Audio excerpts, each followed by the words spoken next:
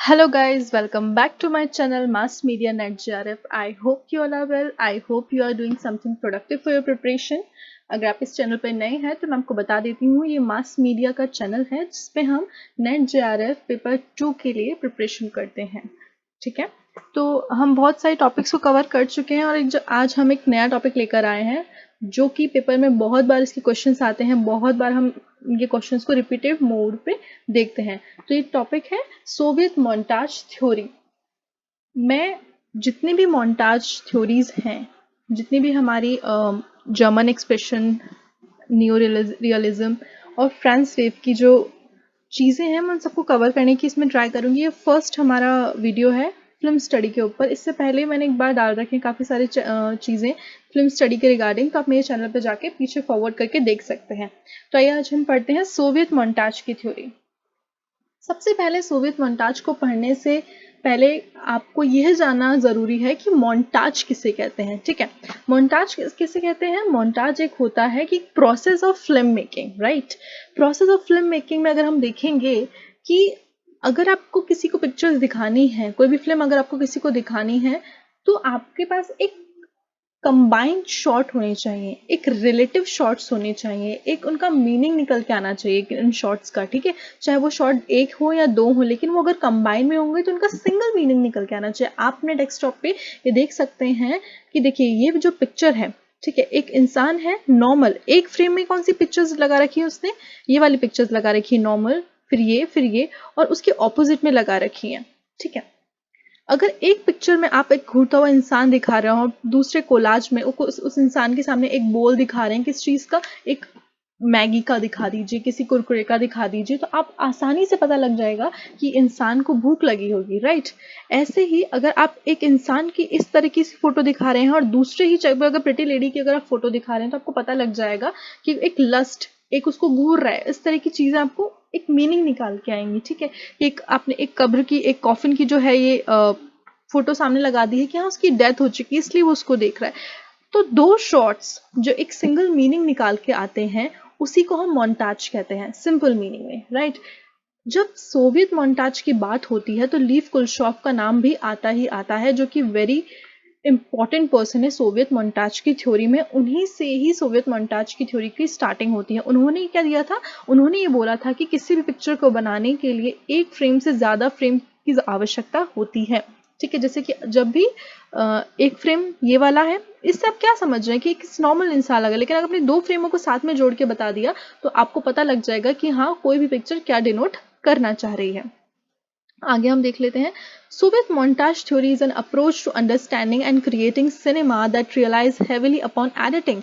Montage का मतलब होता है एडिटिंग। ठीक है, एक शॉट, दो शॉट को किस तरह से आप कवर अप कर रहे हैं, किस तरह से उनको जोड़ रहे हैं, किस तरह से उनकी एडिटिंग कर रहे हैं कि उनका एक सिंगल मीनिंग निकल कर आए, उसको हम मोन्टाज बोलते हैं। ठीक है, ये एक फ्रेंच वर्ड है जिसका मतलब होता है असेंबल करना और एडिटिंग करना। It is a principle of contribution of Soviet film theories of global cinema and broad formalism to bear film making. ठीक है, ये चीजें मैंने आपको पहले ही बता दी। आप सिर्फ इतना ध्यान रखिए, सोवियत मोन्टाज में क्या होता है, कंबाइंड शॉट की हम बात करते हैं, कंबाइंड चीजों की बात करते हैं, एडिटिंग की बात करते हैं। ठीक है, continuity editing like montage situated editing as the driving formal element of narrative filmmaking. Continuity differ from montage in both the production effect and intention. आपकी जो सोवियत मोन्टाज में एडिटिंग होती है वो कंटिन्यू के बेसिस पे होती है। कंटिन्यू के बेसिस पे क्या होती है? कंबाइंड शॉट जो एक सिंगल मीनिंग निकल कर आए, जिनका कॉन्टेक्स्ट जो हो वो इंटेलेक्चुअल कॉन्टेक्स्ट में हो, जिनका कॉन्टेक्स्ट जो हो एक सीरीज में हो। ठीक है, इसका मतलब यही है। आप हर कुछ ऐड करके, हर कुछ एक साथ जोड़ के आप किसी को प्रेजेंट नहीं कर सकते, एक सिंगल मीनिंग निकल कर आना चाहिए उस चीज का। According to prominent Soviet director Sergei Einstein, see this name is very important. लीव कुलशॉफ के साथ साथ ये नाम भी काफी important है। There is a 5 different type with Soviet montage theory like metric, rhythmic, tonal, overtonal, intellectual. ठीक है, सेर्गी आइंस्टाइन ने एक 5 तरह के मोन्टाज दिए थे जिसको हम बोलते हैं मेट्रिक, रिदमिक, किस रिदम में जा रही, किस मेट्रिक में क्या एग्जैक्ट मेजरमेंट से चीजें आगे हो रही हैं, किस, ठीक है, उसको मेट्रिक कहेंगे। किस रिदम में, एक पर्टिकुलर रिदम में आगे जानी चाहिए। ठीक है, टोनल, टोनल मीन्स कि क्या इमोशनल टोन है किस चीज़ का, ठीक है, उसे टोनल कहेंगे। ओवर टोनल कि आप देखते हैं कि एक्स्ट्रा एफर्ट, एक्स्ट्रा साउंड अगर हम किसी को एक पिक्चर में एक शॉक में हमको देखने को मिलते हैं, ठीक है, शॉक का हो गया, ड्रामा का हो गया, तो उसमें टोन तो है ही लेकिन ओवर टोनल भी है। Intellectual means relationship, relationship in the sense कि किसी दो सीन के बीच में क्या रिलेशनशिप अगर कोई शॉर्ट बता रहा है उसे इंटेलेक्चुअल कहेंगे, right. The movement is widely known for changing landscape of film editing around the world, क्योंकि इस सोवियत मोन्टाज ने एक नया नजरिया दिया चीजों को किस तरह से हम देखते हैं, ठीक है। इसके बाद हम देख लेते हैं कि कुलशॉफ इफेक्ट। मैंने आपको बता ही दिया कि कुलशॉफ इफेक्ट क्या है, कि एक शॉट जो है किसी भी पिक्चर को बनाने के लिए इनफ नहीं होता, आप एक से भले दो अगर आप शॉट्स लेंगे तो आपकी जो पिक्चर है, आपका जो मीनिंग है कोई भी शॉट का, वो ज्यादा निकल कर आएगा, ठीक है। उसके बाद दूसरा इंपॉर्टेंट नाम आता है डिस्गावर्टो का। डिस्गावर्टो भी सोवियत मोन्टाज का जब भी नाम आता है तो इनका नाम जरूर आता है। इन्होंने पिक्चर बनाई थी मैन विथ मूवी कैमरा, ठीक है, इन्होंने ये पिक्चर बनाई थी मैन विथ मूवी कैमरा। उन्होंने ये बोला था कि इसमें क्या हुआ था कि उन्होंने जब पिक्चर बनाई तो कैमरे को ही वो मूवी में लेके आ गए थे, राइट। उन्होंने इस तरह से ही पिक्चर बनाई थी, क्योंकि एक और पिक्चर थी जिनका नाम था कीनो आई। कीनो आई में इन्होंने ये बताया था कि एक इंसान अपने पर्सपेक्टिव से किस तरह से आसपास की चीज़ों को देखता है, उसे डिस्गावर्टो ने एक्सप्लेन किया था। जब हम दूसरा नाम लेंगे सर्गे आइंस्टाइन का, जिन्होंने 5 तरीके के मोन्टाज दिए थे, उनकी जो पिक्चर्स थी वो थी एक बैटलमैनशिप ऑफ पोकेमॉन एंड स्ट्राइक, ठीक है। अब इसके बाद हम देख लेते हैं कि सोवियत मोन्टाज की जो इंपॉर्टेंट फिल्म्स हैं वो कौन सी है। देखिए कीनो आइज जो आई थी वो किसकी थी, डिस्गावर्टो की, ठीक है, 1924 में आई थी। बैटलशिप ऑफ पोकेमॉन कब आई थी, 1925 में आई थी। किसकी थी ये, सर्गी आइंस्टाइन की। द डेथ रेट थी वो 1925 में आई थी। मदर जो आई थी वो 1926 में आई थी। जिवेनगोरा जो थी वो आई थी 1927 में। अक्टूबर 10 days that shook the world ये आई थी 1928 में। तो एकदम ये सारी पिक्चर्स हैं जो आपको याद रखनी चाहिए, क्योंकि काफ़ी बार सीक्वेंस में भी वो पूछते हैं और मैच द कॉलिंग में भी वो पूछते थे। एक बार हम जल्दी से पता लगा लेते हैं। एक बार देखिए, जब भी सोवियत मोन्टाज का नाम आए आपको ये वाली आपकी जो इमेज है आपको ध्यान में रखनी है, ठीक है।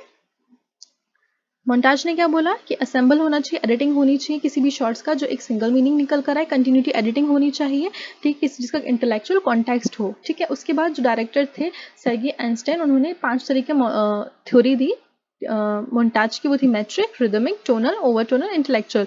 मैट्रिक एक कॉन्टेक्स्ट में जो चल रहा है, रिदमिक एक जो रिदम में चल रहा है, टोनल इमोशनल, ओवर टोनल एक ड्रामा प्रेजेंट करता हुआ, इंटेलेक्चुअल मीन्स कि एक रिलेशनशिप होनी चाहिए दो शॉर्ट्स के बीच में, ठीक है, जो सिंगल मीनिंग निकल पा कर आए। कुलशॉफ इफेक्ट ने कहा था कि एक फ्रेम इंपॉर्टेंट नहीं है, आपका एक से ज्यादा 2 फ्रेम होना ज्यादा सही है, ठीक है। तो डिस्गावर्टो की जो मूवी थी वो थी man with movie camera. Segre Einstein की जो थी स्ट्राइक और बैटलशिप ऑफ पोकेमॉन।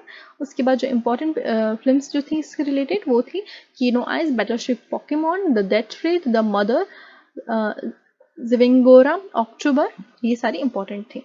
तो आज के लिए हमने ये काफ़ी इंपॉर्टेंट टॉपिक मैंने आपको सिर्फ 9 से 10 मिनट में कवर करवा लिया है। आई होप आपको अच्छा लगा होगा। आपको ये कैसा लगा मुझे आप मुझे बताइएगा कि क्या आपको इसमें कुछ और एड ऑन चीज़ें चाहिए थी, और क्या इसमें रह गया है, क्या आप समझ में आया है, क्या आपको समझ में नहीं आया, मुझे आप कमेंट में लिख के बताइएगा। और भी आपको क्या क्या चीज़ें हैं जो मास कम्युनिकेशन में इम्पॉर्टेंटली आपको चाहिए वो मुझे एक बार कमेंट में लिख के बता दीजिएगा, ठीक है। आपको ये कैसा लगी आपको वीडियो, तो आप मुझे सब्सक्राइब करिए और लाइक करिए। आपके लाइक के ज़रिए मुझे बताइए कि आपको जो वीडियो है वो कैसी लगी। जो भी आपके फ्रेंड्स हैं उनके साथ इनको शेयर करिए ताकि ज़्यादा से ज़्यादा लोगों को इसका बेनिफिट मिल सके। All the best for your paper. Okay, thank you.